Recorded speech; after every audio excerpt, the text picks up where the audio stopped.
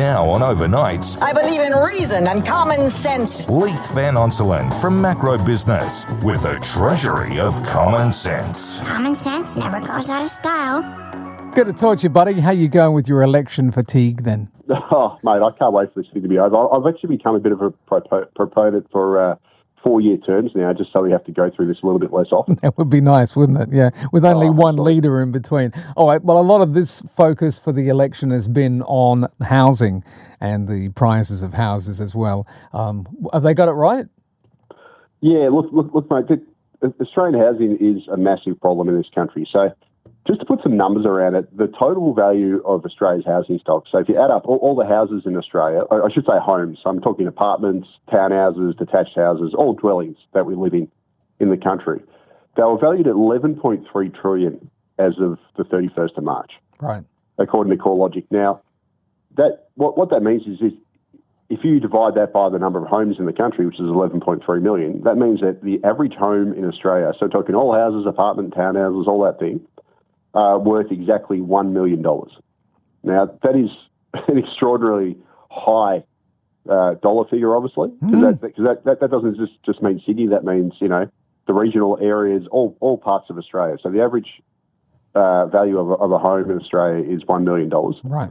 And this surge in average home values to $1 million has made Australians some of the wealthiest people on earth on paper. Now, I'm saying on paper for a reason.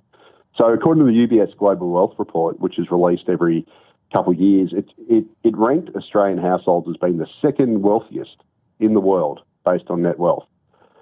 So, that sounds like a pretty good number, right? Yeah. But the problem with it is that wealth has been derived from this uber expensive housing we've got. So I'd argue, Phil, that much of Australia's household wealth is actually fake, right, and that this expensive housing is actually bad for the economy. It's actually choking the economy. So just to put some numbers around it, the Australian economy is more heavily overweight in housing than just about any other place on earth. So Australia's housing stock, $11.3 trillion, it's 4.5 times the size of the economy.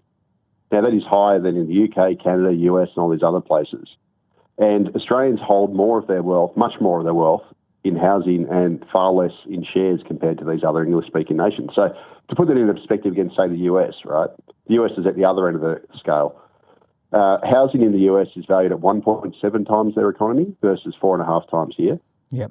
Whereas Americans, the total value of shares held by American households is 1.75 times their economy versus only 1.2 times here. So Americans hold much less of their wealth in housing. Their housing over there is way cheaper than Australia, which is a good thing. But they actually have a lot more wealth in shares than Australia.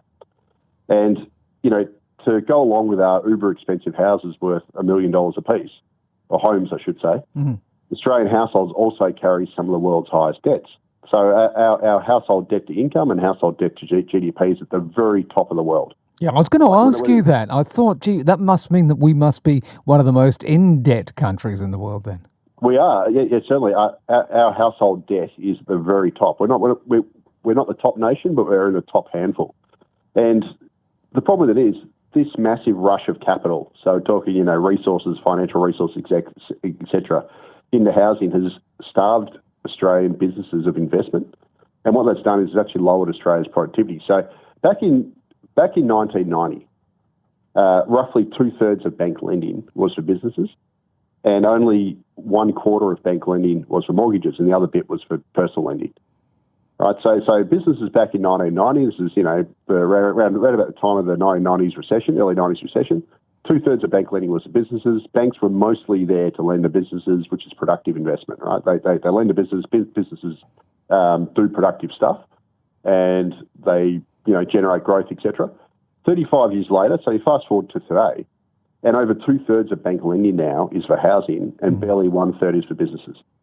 So our entire financial system has flipped around in the last 35 years to being productively based, mostly based on lending to businesses, to now just being there to lend for mortgages and to pump house prices higher.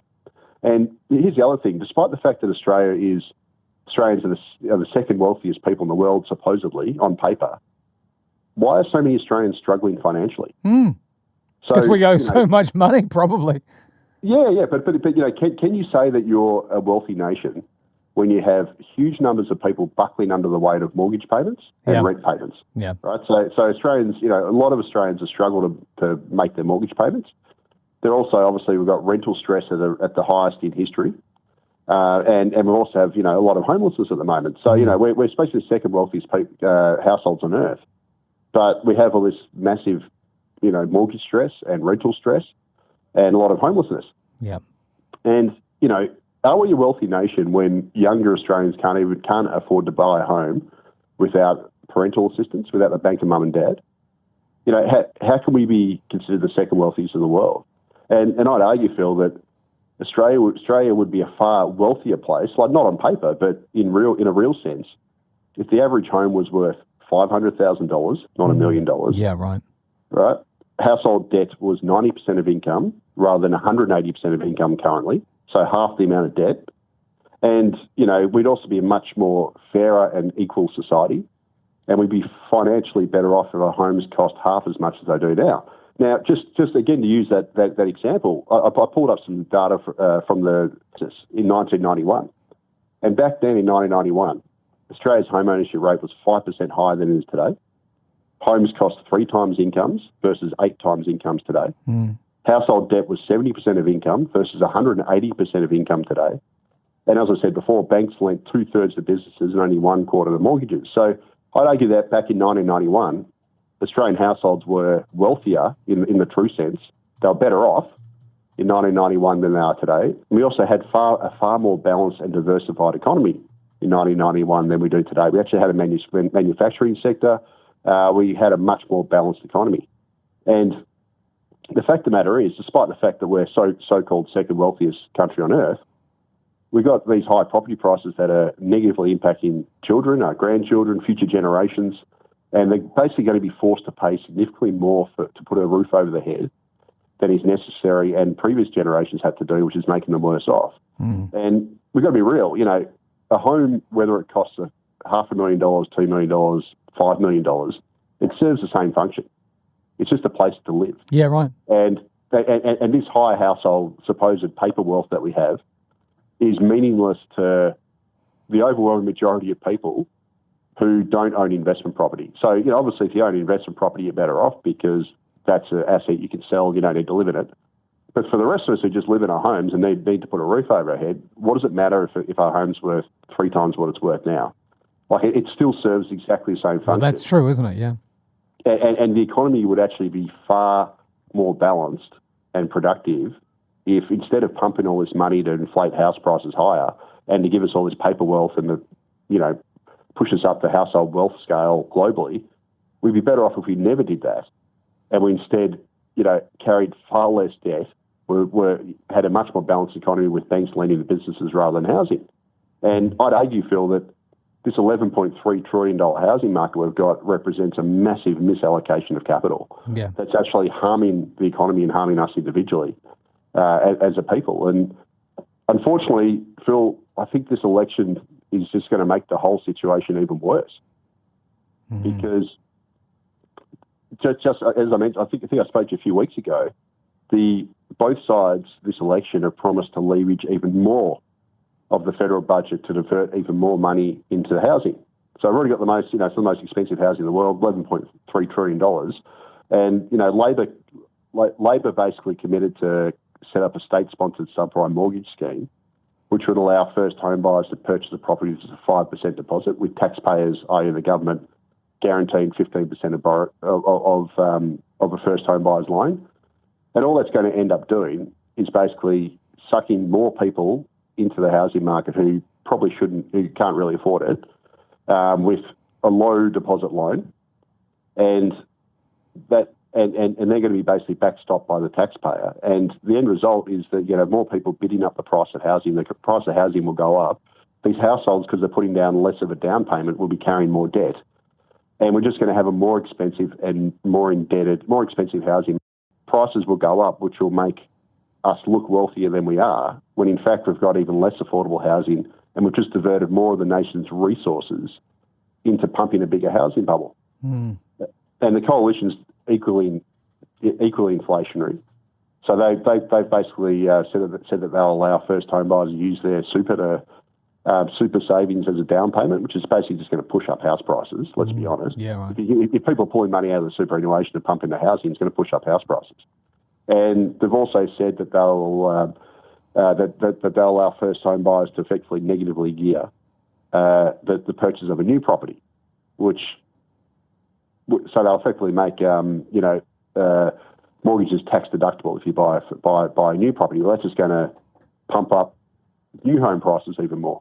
Yeah. So, regardless of which side wins this upcoming election, it's going to increase the amount of debt. You're also going to push up property prices and divert more of the nation's capital into this quote-unquote bubble that is already ridiculously large and has already caused a lot of problems for the economy. So, both Labor and the Coalition have basically created a bigger rod for our backs going forward, no matter which side wins the election. That's it. And when you talk about 180% of people's income, that's, you put it in a perspective like that, it's phenomenal, isn't it?